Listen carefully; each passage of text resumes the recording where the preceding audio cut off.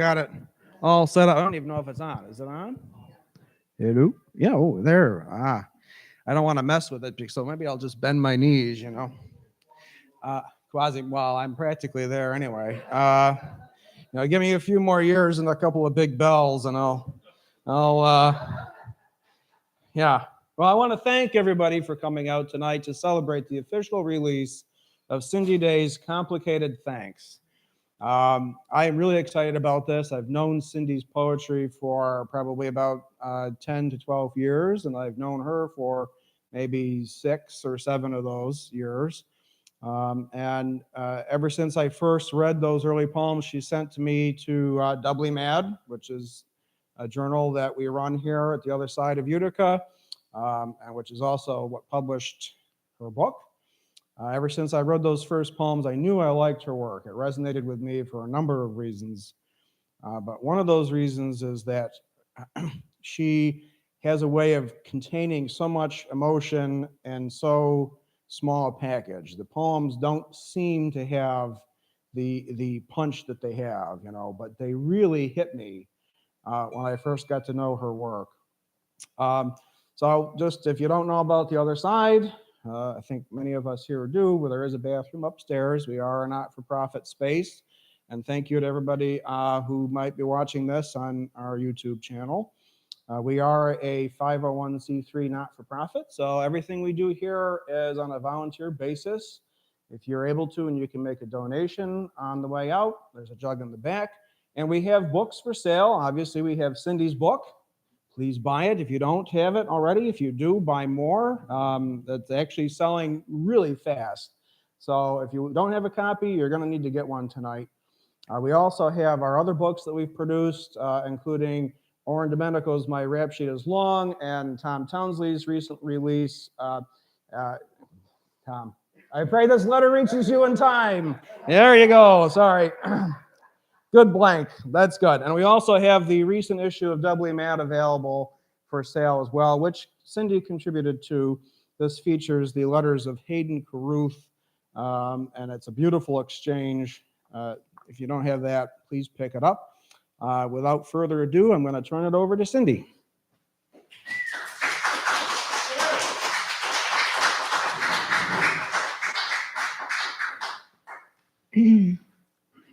Thank you so much. Before I read or do anything, I want to thank all of you for coming, but I want to thank the people here at the other side, and Oren and Kim and Will and Tom and Alan and all of them for the support they've given me. There are not many places that would take an unknown older poet just with nobody knows, very anonymous. So it's a gift. It's been an incredible gift to me, and I'm very, very grateful to you. So having said that, I've been looking over the poems in Complicated Thanks, sort of to get ready for this, obviously, and changing around some recent readings. And where's my glasses? God, this is the 3rd or 4th time I've done that. So I wanted to write a little something, just the gist of what these poems are about to me, very short. And most of the poems in Complicated Thanks are about recovery. And recovery is a word we hear a lot these days. And people say, they're in recovery for a loss, they're in recovery for an illness, they're in a recovery for a divorce, any number of things. And these poems, my poems, seek to understand how we recover and when. The dictionary, I looked up in the dictionary just to be sure. The dictionary says recover means to get back, to regain, to return to normal. That was interesting to me but recovery today also means change and how we adapt to what we have suffered and what we may have lost. So that's a little intro. I'm going to read an older poem to start, and I'm going to be reading next from Complicated Thanks, and I'll introduce things as I go along. But the first poem is a poem I wrote a long time ago, and it definitely has to do with, it's a very handy concept for recovery, I might add. It's called Let Go of It. And a lot of times when we are suffering, we need to let go of something. Let go of it. When the wind came up that day, I was holding the jib.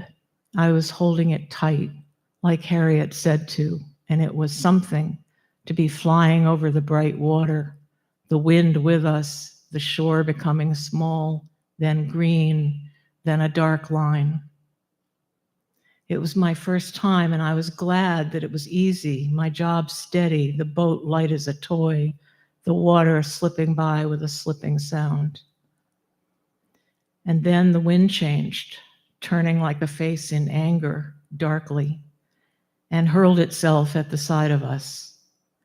Harriet said, "Let go of it," but I couldn't. I kept pulling the jib tighter while the mainsail she let go of clapped over my head, and the rope tying everything to everything dug deep into my hands. Disaster is, to me now, this perfect symbol.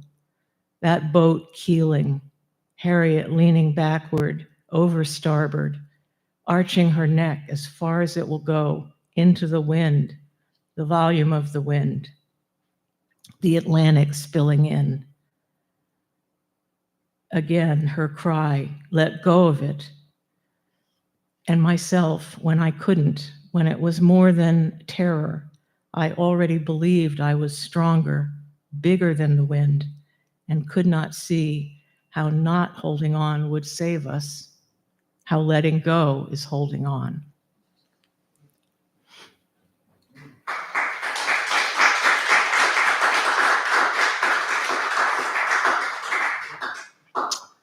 So the next 5 poems or so are from Complicated Thanks. And the first one is called Dobbs at Great Bend. And it's about a family situation. I had it all nice and marked here. And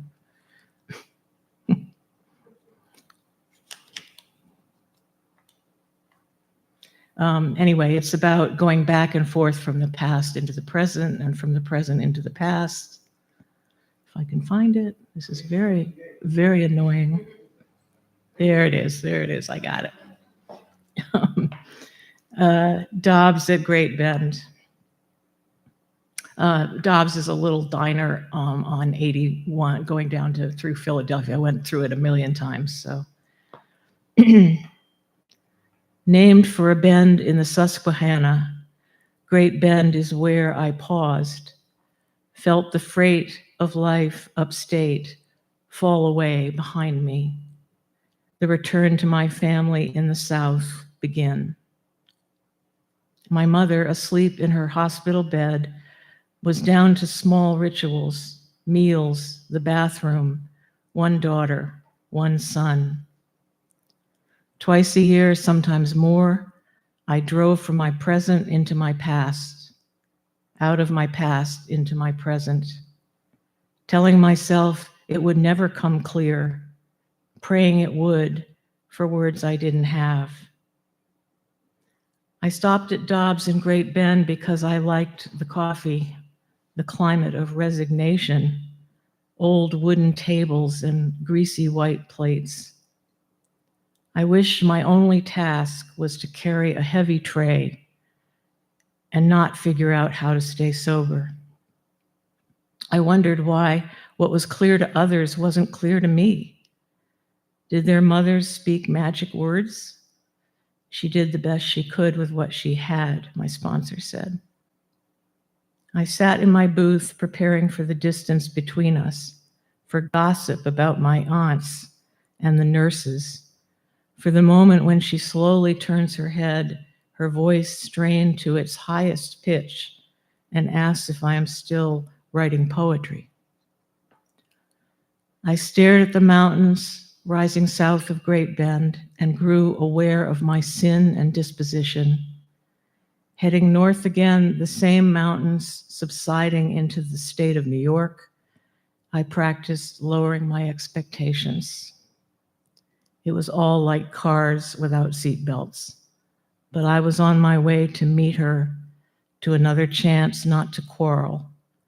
That is, I chose not to, and she could do whatever she wanted.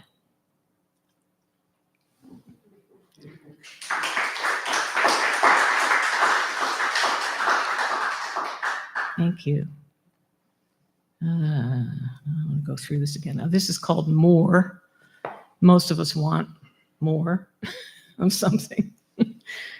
So that's what this poem is sort of about. Starts early. I mean, wanting more. More. The moment the toy is removed to the high shelf, the struggle to escape the bondage of self begins. And what a raging tyrant you are, kicking, screaming, waving your little fist. When that doesn't work, you go to bed hungry with a nose full of hard snot. But when it does, when you see mom weaken, confusing want with need, what a conquest. She reaches up and returns the toy. You grab it, and for a second, you're content. Then tears. You are really screaming now. What hurts is the nagging emptiness, this craving. What confuses you is that getting and having don't fill you. You need more. And you will spend the rest of your life trying to figure out what that is, what you want, are supposed to want, and things to go with it. Your closets are full of dreams. Looking back, I wish you hit the wall sooner, but the thing is to hit it, to fall down and find out it really is all about you, but not the way you think. The more is you. It's already inside you where nobody wants to look. It's too simple and bare.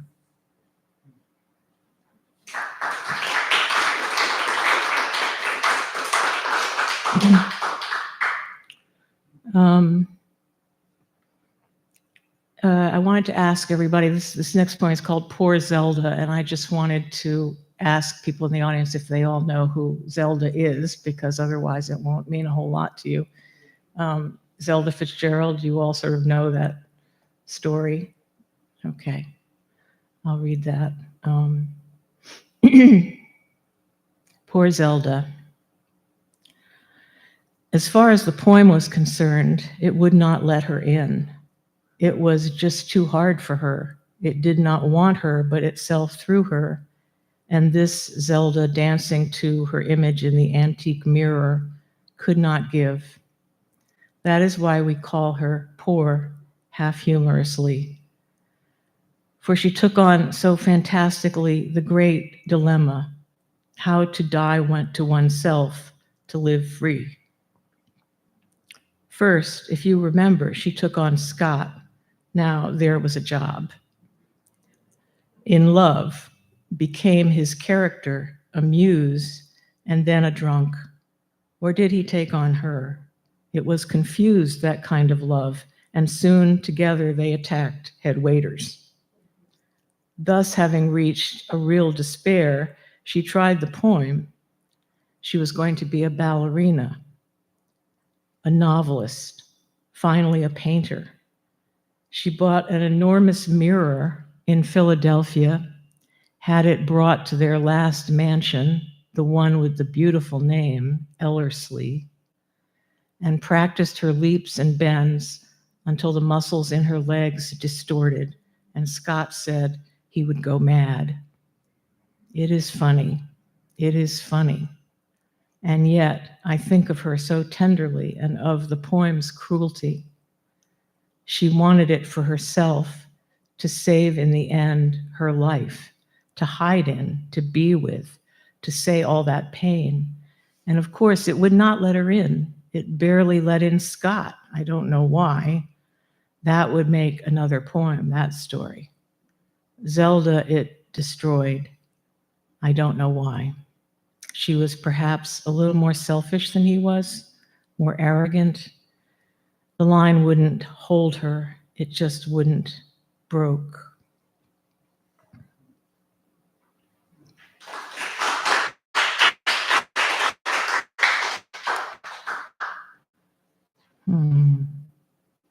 This one is called Comic Opera. It's sort of in the same vein as Crazy Couples,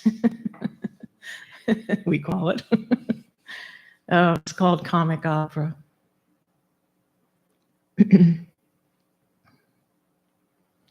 Once I got so sick of him, I ordered him to let me out of the car, which he did in Morrisville, Vermont, and drove off, leaving me stunned by my audacity and his, by my anger.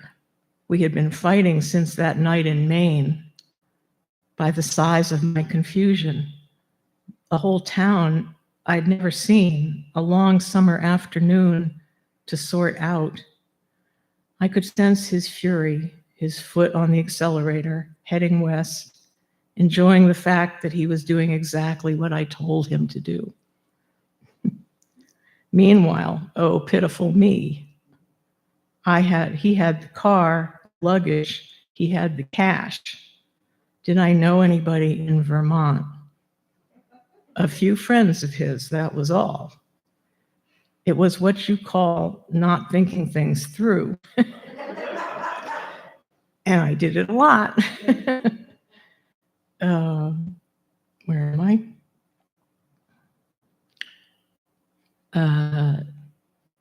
Sorry. It's the reason I'm telling you this story. I ended up calling my brother in Connecticut. Could someone get me? And by the then completely unacknowledged grace of God, my brother's wife had gone to school with some guy who lived in Morrisville. Was I grateful? Did I understand that Judy made the bed, reminded me it was Monday, the house would be empty in the morning, but didn't say anything about, the pieces.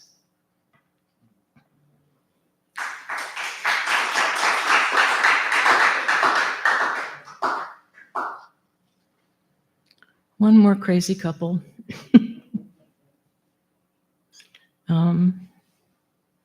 This is called The Leopard. And the leopard, I'll just say, symbolizes wildness, strong emotions, haste, violence. So I had a little quote from Thomas Merton here. When delights spring out of our depths like leopards, our soul's life is in danger. The leopard seemed harmless when he was sleeping. The leopard seemed harmless when he was sleeping. All I want now is peace, you said so many times. Amen, I said, I've had it with running around. I was wearing my straw hat with the cherries on it. You smoked your meerschaum. I drank my Côte de Rhône. You liked your vocabulary. And altogether delighted, we walked around Green Lake, calling out the flowers' names. After about 6 months of this, we bought the house.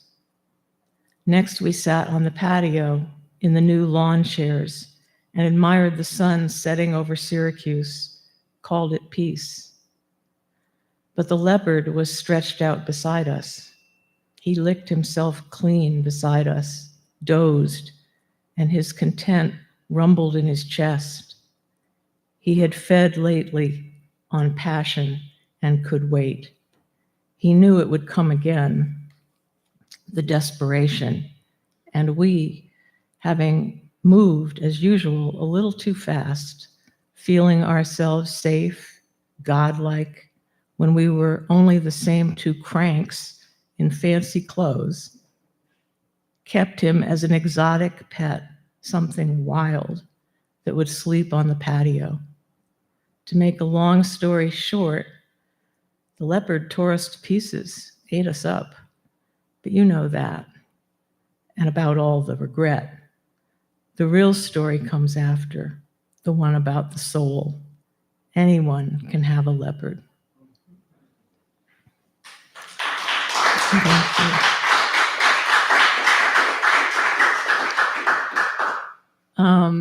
So I threw in some poems that are not like this subject at all, really. I created a character years ago.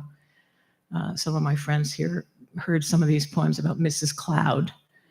And I got Mrs. Cloud from a friend whose family took care of a woman in a town they lived in whose name was Mrs. Cloud, and I thought the name was so funny.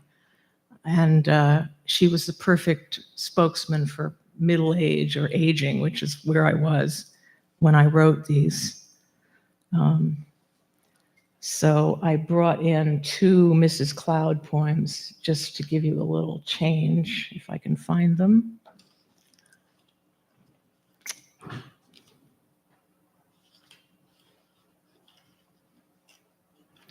Yeah.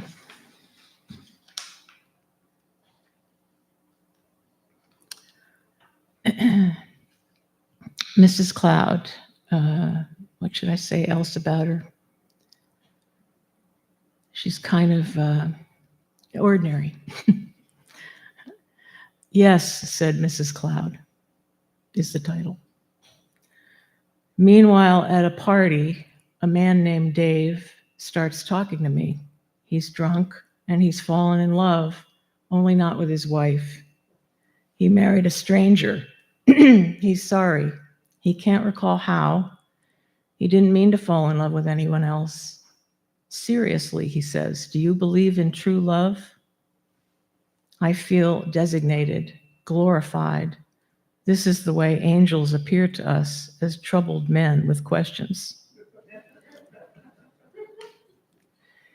I tell him yes, and when I do, I also say yes to the loves I lost, who moved away, the ones I hated bitterly and those I never met. I say yes even though true lovers rarely meet, or if they do, some obstacle will always be in the way of them. The tears of another, geography, work, law, above all, some treachery, some accident. I wonder how Dave is now. I should not have answered his question. I didn't mean to hurt his wife. He was drunk. I was too. I think of what it means to say no, how heavily the door shuts on all of us.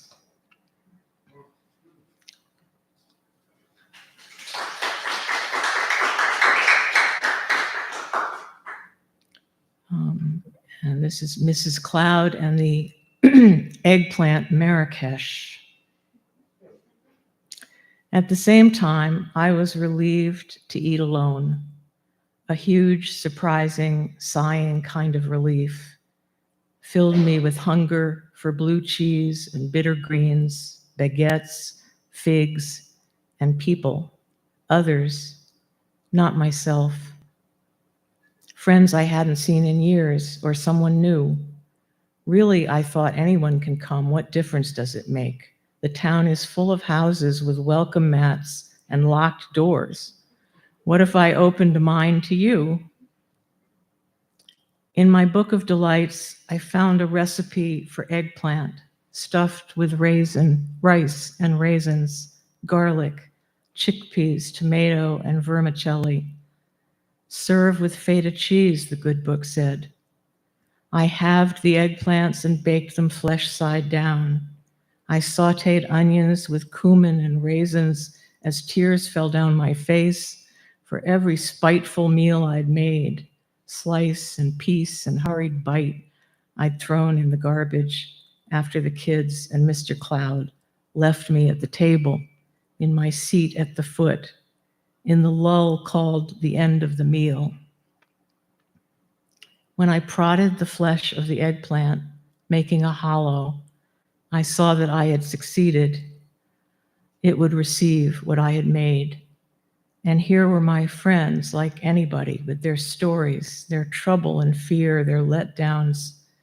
I would feed them a nourishing, delicious meal and they would bring it to the others.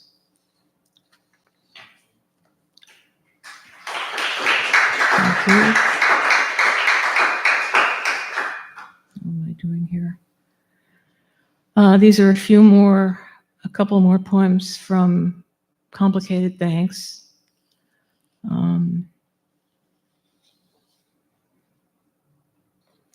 The first one is called The First Appearance of the Angel.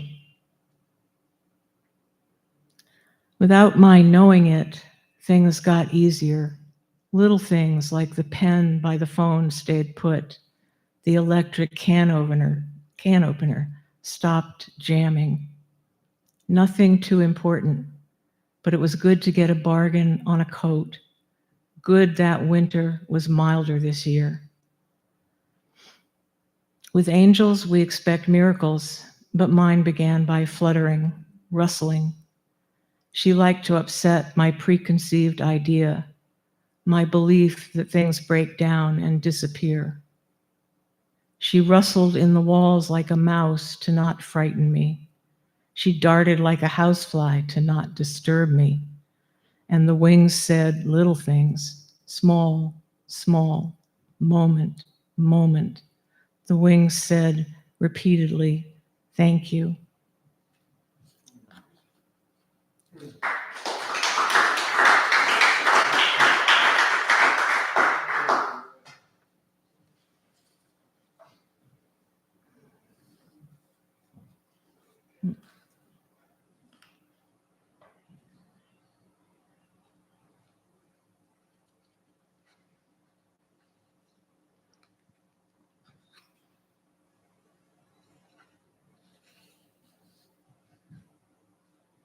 This poem, I guess I have been taking this poem around for so many years. I've got to tell you, I'm so happy that it got published finally.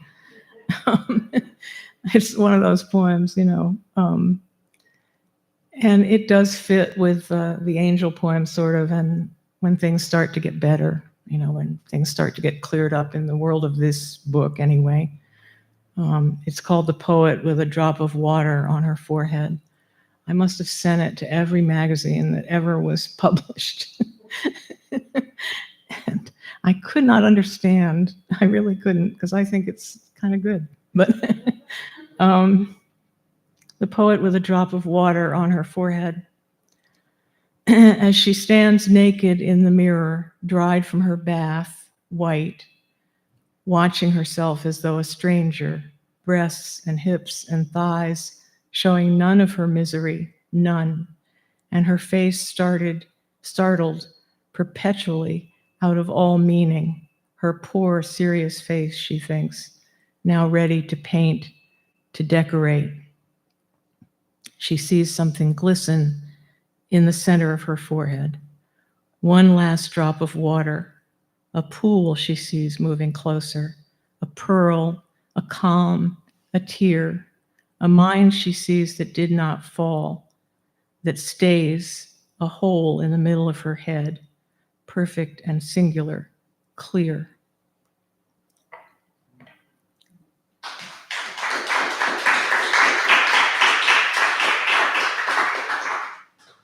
I don't know how I'm doing with time here, you guys.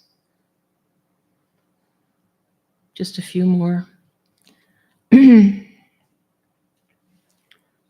This is a poem from actually, well, I guess it's in this book too, yeah. The Sacred Tables.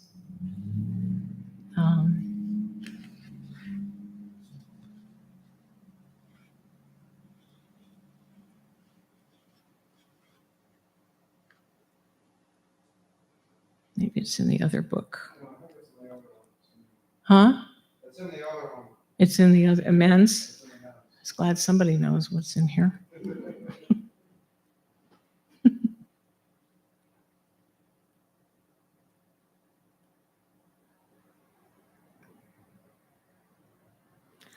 Here it is. The Sacred Tables. Where there is privacy in bathrooms, hallways, even at Rite Aid, in aisle 3, my cart overflowing, I pray, Dear Goddess, how you love my poverty-stricken thanks, my new listening at small battered tables and tucked away booths, to daughters who did drugs with their parents, brought heroin for their fathers, daughters too afraid to leave behind the corpse of their marriages, who lost their children, who insist they hate their mothers. Imagine hating your mother, what that is really about. Today I'm waiting with a cup of strong coffee at Domenico's for Maria, a daughter I met at the Tuesday 8 o'clock meeting. She is almost always late, but her tears come fast, as if she's been waiting all day to talk, years. Her tears come and go, a film over her eyes, a wash. And sometimes they glitter deep in the corner, tiny gems, pieces of her. As Fran T. and Carolyn once sat with me, I sit with Maria. Like me, she apologizes for being, for all of it. Shakes her head when I ask how it's going. Fine, okay.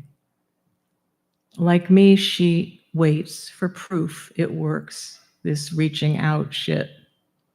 Years of abstinence have made me suspiciously clean and clear-eyed, dressed, not lonely looking, uncool. Only two things recommend me. No one makes up a story like mine. And when Maria asked if we could meet, I said, yes, I am here. At the sacred tables, where the extraordinary happens gently, invisibly, more than you'd think.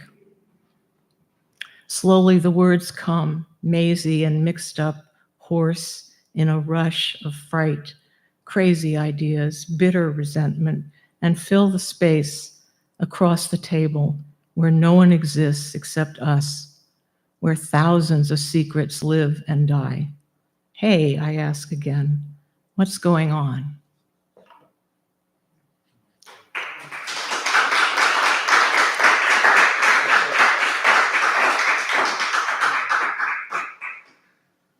So I'm going to end with actually the first poem I've written in a long time. And it's sort of a country western song, sort of. It's called Mrs. Cloud Makes Up a Song. So it's new and I've never read it, and I don't know, I don't know what it is yet, but I like it. So Mrs. Cloud makes up a song. Traveling, traveling, those country roads they sing about. If life is like a road, I'm guessing death is 20 miles away, unless I skid on black ice. I can't laugh. Is 20 miles away, unless I skid on black ice, unless on stairs or rugs my weakened knees give way. Traveling, traveling those country roads. If life is like a road, I figure it's brought me as far as it can. Not so far as my ambition, though. My kids say, what? What did you ever do? They'll never know until I'm gone, and they are traveling too. That dream was bigger than a house or any job I took or money in the bank. Slow down for the curves, the road said. Stop trying to pass. Don't drive 85 if you want to keep that little house, your comfy chair, the slow, slow cooker. If life is like a road, I count 20 miles left before it's time to toss the luggage out, to empty the trunk of all the stuff I call myself. Lord, let me be transparent. No more secrets, no more fears. Help me start singing, because that's all heaven is, clear, open spaces. Thank you.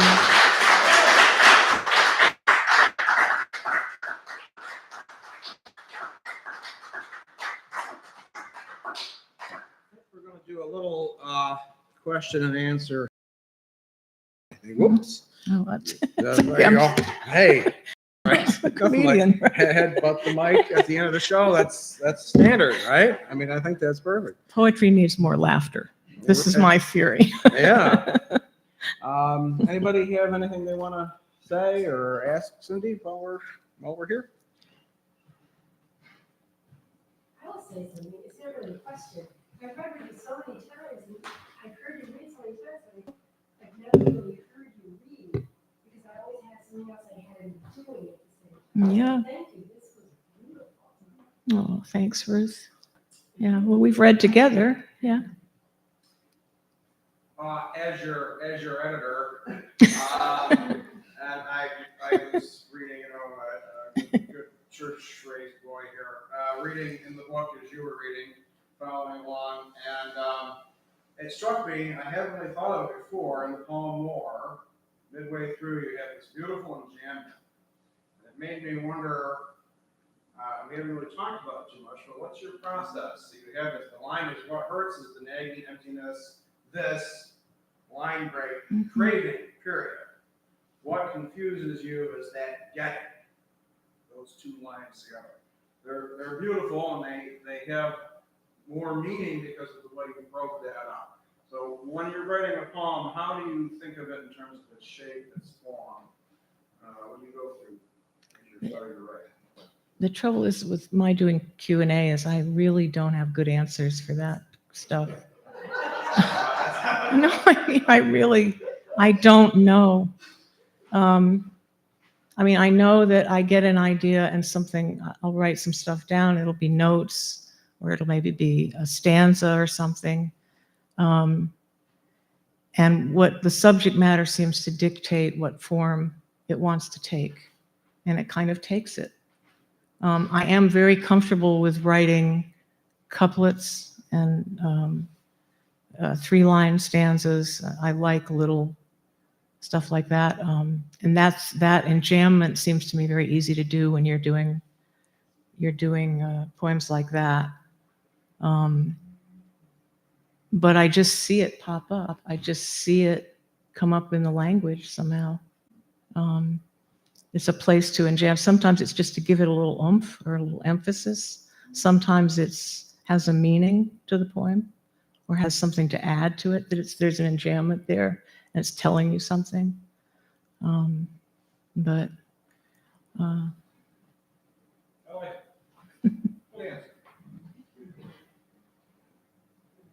Cindy, you make such a big case for hearing poetry rather than reading it. I mean, hearing it spoken rather than reading it, because you are an incredible reader of poetry. And I'm not a big listener myself. I mean, but I could not hear every word that you say.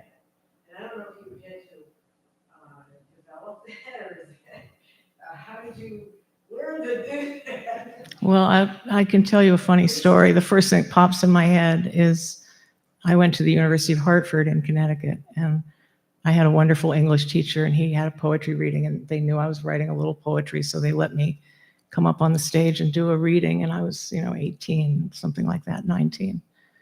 And I got up and read, and he told, and after it, the guy came up and told me, he said, that was the most uncommitted reading I've ever heard.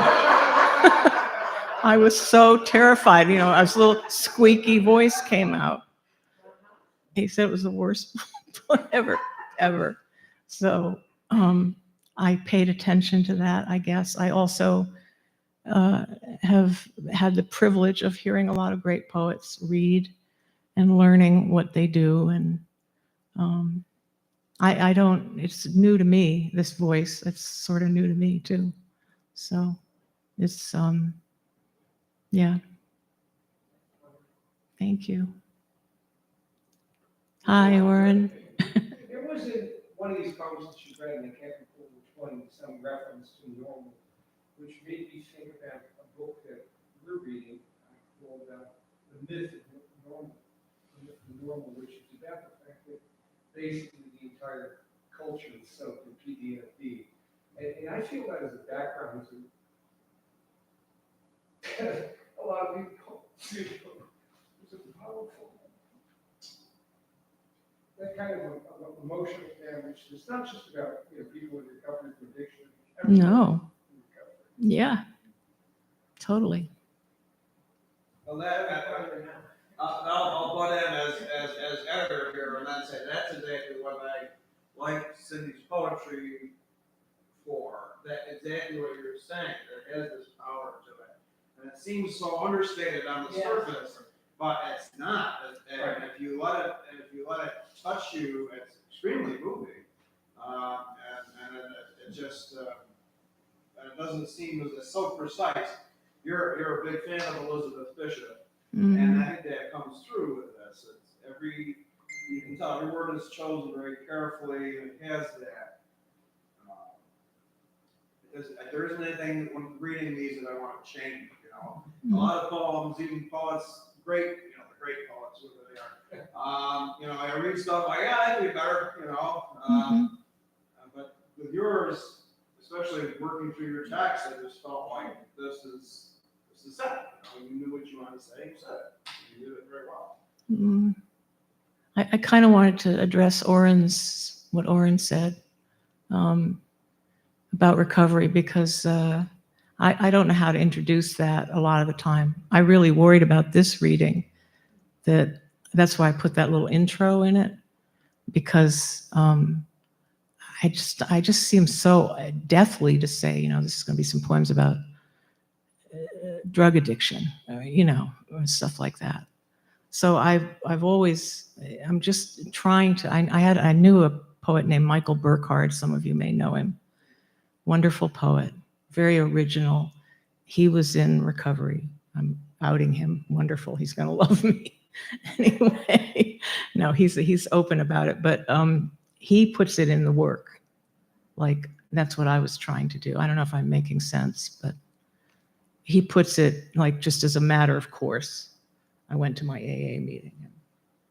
No big deal, But you don't know for sure. The stigma is very much alive and well.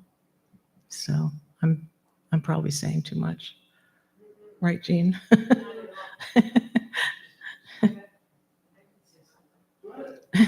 love this, and this is, my second time hearing some of these poems, and I thought this was wonderful tonight. And I really thought your last poem that you said you hadn't read publicly, right? Mm-hmm. I thought it was wonderful, and I thought it was a great way to end the reading. Thank you. Glad I was here. It was wonderful. Thanks, Jean. Thank you so much for coming. She's a great person.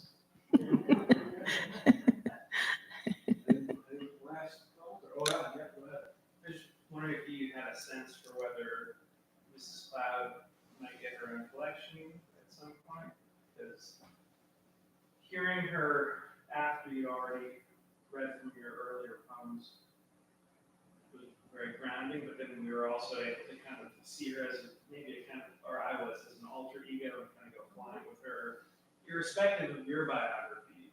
Mm-hmm. So it just seemed like I wanted to go in every room of that house. Well, I have a chapbook, sort of. I have 30 pages that's been sitting around, So I'm sort of thinking of her because I can speak through her very comfortably, being a cranky old lady. I know who she is. So Yeah. when you were talking about your process earlier, you're saying more or less this comes to you, right? You get the idea, the stanza, and then.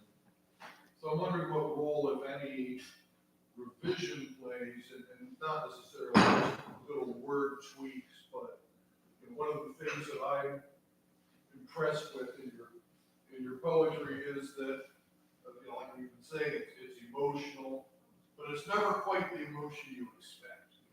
Right? I mean, you feel it going somewhere, and then there's always a twist there.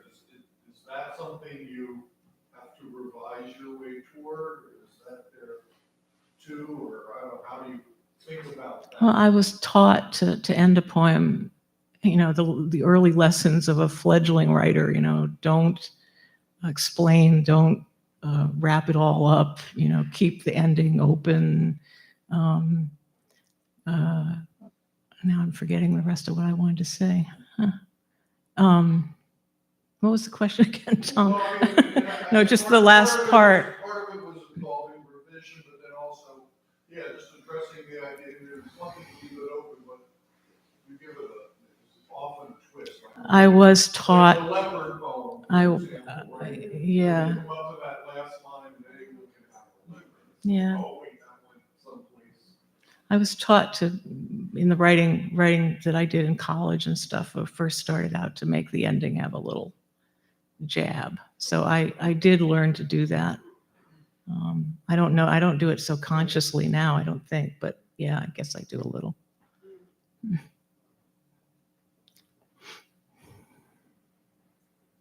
just want to tell you, Cindy, I've known you for many years. It's really empowering for me to hear you say, I'm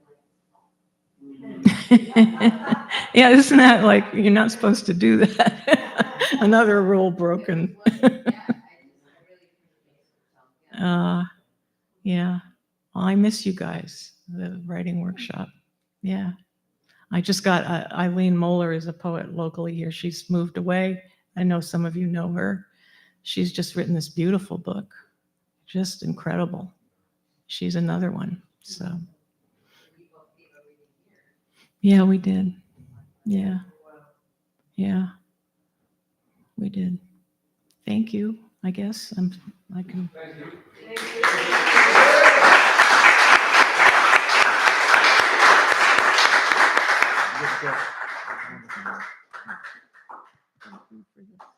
You gave it to me. Yeah, you did. I did want to make one last little announcement. We are trying to do these poetry readings more frequently, so almost every month. The next one is going to be on November 17th, which is a Friday, I think, at 7 p.m., same time. It's going to be Patrick Lawler. We're really excited about that.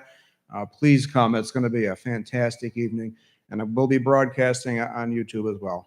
Thank you, and what is it? Tell them the name of Patrick Waller's book, that will make people come. The newest one? Tell the first one. Yeah, a drowning man is never tall enough, right? Yeah. And it's a great title, it's fantastic. He's great. Warren, you were going to say something else? Oh yeah. We'll have we're going to have a rag and bone shop reading on December 15th, right? That's the day we picked. So that'll be the next one. So that'll be kind of our small group here that's been reading here for years and years and years. And then in the spring, I'm not sure yet, but we'll have more information about that. You can always go to theothersideutica.org, check our calendar of events, and you'll see what's going on. We have lots of events besides poetry. Obviously, tomorrow, right, is the opening for the art. And this is a brand new show. It's really exciting, I think. I like this work a lot. So if you're available, you can come. It starts at 5 o'clock. 5 o'clock, 5 to 7. Usually we start with these announcements, not end with them, but I'm a little goofed up. And then we have jazz coming up as well. What's the date on that? The 21st. The 21st. This woman is amazing. Oh. Chilean vocalist we saw at Saratoga this year. She's really a stunning vocalist, and I highly recommend that you make room to come to this. That's the 21st of November.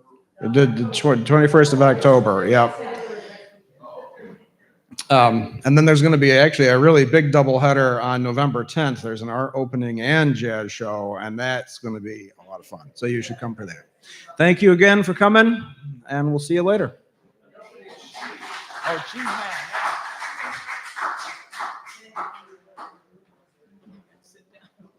This was great.